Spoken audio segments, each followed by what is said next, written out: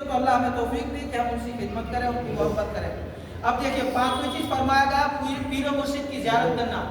آج ہم لوگ سلسلے میں داخل ہوتے ہیں تو سلسلے میں داخل ہونے کے بعد جو ہم پیر و مرشد کے یہاں جاتے ہیں، ان کے چہرے کی زیارت کرتے ہیں، تو کیا اس کے بارے میں کتابوں میں کیا آیا ہے اس کو ملاحظہ کیجیے۔ ہند کے راجہ ہمارے خواجہ غریب نواز رحمۃ اللہ علیہ نے فرمایا کہ پیر و مرشد کی زیارت خدمت و ثواب ہے۔ دیکھیے پیر و مرشد کی خدمت کر یعنی ان کی زیارت کرنا کیا ہے؟ گویا کہ ثواب ہے۔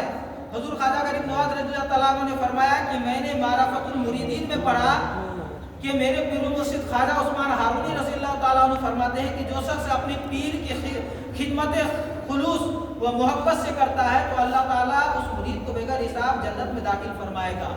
دیکھیے جو پیر کامل ہے، جو ان کی خدمت کرتا ہے تو اس کے لیے کتنی بڑی ثواب ہے۔ اس کو موتیوں کے 1000 محل عطا کرے گا۔ دیکھیے موتیوں کے 1000 محل عطا کرے گا اور 1000 سال کی عبادت کا ثواب اس مرید کو نصیب فرمائے گا۔ پھر ہمارے پیارے خواجہ غریب نواز رحمۃ اللہ علیہ نے فرمایا کہ مرید پر لازم ہے کہ جو کچھ پیر و مرشد کی زبان سے ارشادات سنے اس پر پوری کوشش کرے کہ عمل کرے۔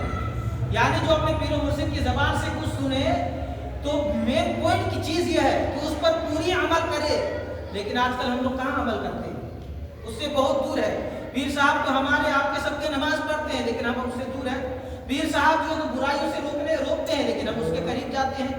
برائی پیر صاحب جو جھوٹ نہیں بولتے ہیں لیکن ہم جھوٹ بولتے ہیں۔ تو کہا گیا ہے کہ ارشادات جو ان کی باتیں اچھی اس پر پوری کوشش اور عمل کرے اور پیر و مرشد کی خدمت بجا لائے اور حاضر خدمت رہے اور پیر و مرشد کی خدمت بجا لانے کے لیے متواتر حاضر ہونے کی کوشش کرتا رہے، یعنی ان کی خدمت کرنے کے لیے کوشش بھی کرے کہ ہم ان کے یہاں جائیں۔ یقیناً جب انسان اپنے پیر و مرشد کی خدمت میں جاتا ہے تو برائیوں سے اتنی دیر تک محفوظ رہتا ہے، اچھی باتیں ہوتی ہے، وہاں نیکی کی دعوت دی جاتی ہے، برائیوں سے روکا جاتا ہے۔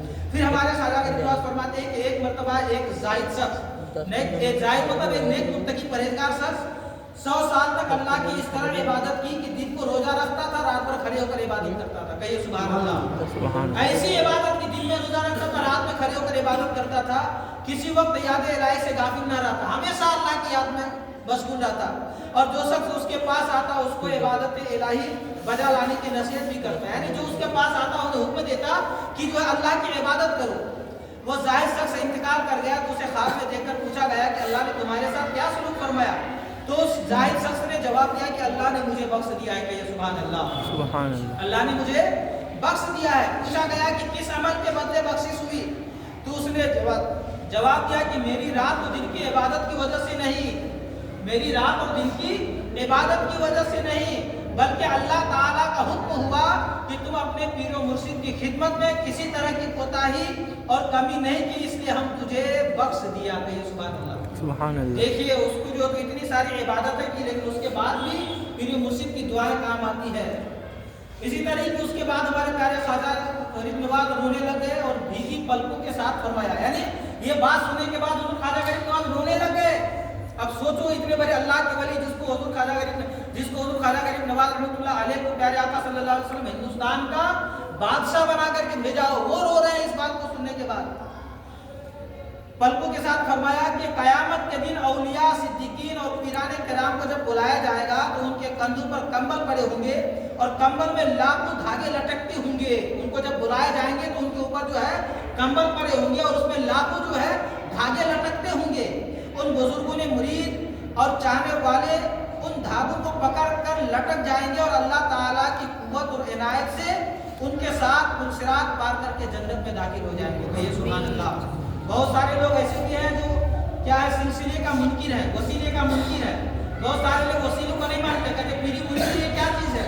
دیکھیے اللہ رب العزت نے خود قرآن مقدس میں فرمایا وَابْتَغُوا إِلَيْهِ الْوَسِيلَةَ، اللہ ہمیں حکم دے رہا ہے کہ وسیلہ تلاش کرو، وسیلہ تلاش کرو۔ اب اگر اس چھت کے اوپر جانا ہے تو کیا بغیر وسیلے کے جائیں گے؟ بغیر سیڑھی کے جائیں گے؟ نہیں جا پائیں گے۔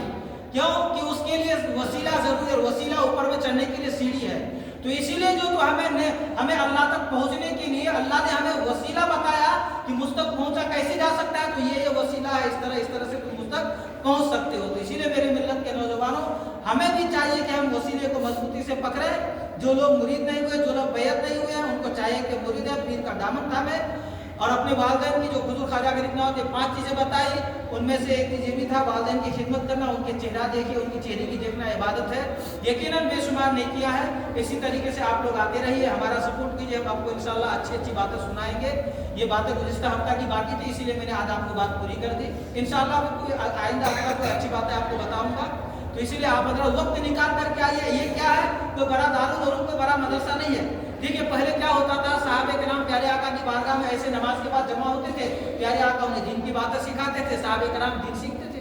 تو آج کیا ہے، ہم بھی جو 5 منٹ 10 منٹ وقت نکال کر کے ہفتے میں ایک دن سیکھ ہی سکتے ہیں۔ ہمارا وقت پورا گناہوں میں گزر جاتا، لیکن جب تک یہاں رہیں گے ہمارا ذہن جو ہے دین سیکھنے کی طرف رہے گا، تو گویا کہ ہمیں بھی دین سیکھنے کا ثواب ملے گا۔ ہمارے بیان کرنے میں، آپ کے سننے میں کسی بھی طرح کی خامی یا غلطی ہو گئی ہو تو اس سے میں توبہ کرتا ہوں۔ استغفر اللہ ربی کے لیے ذنب تو بولے وبا علینا البلاغ کے پردہ بلند آواز سے پہلے کہ لا الہ الا اللہ محمد رسول اللہ صلی اللہ تعالی علیہ وسلم۔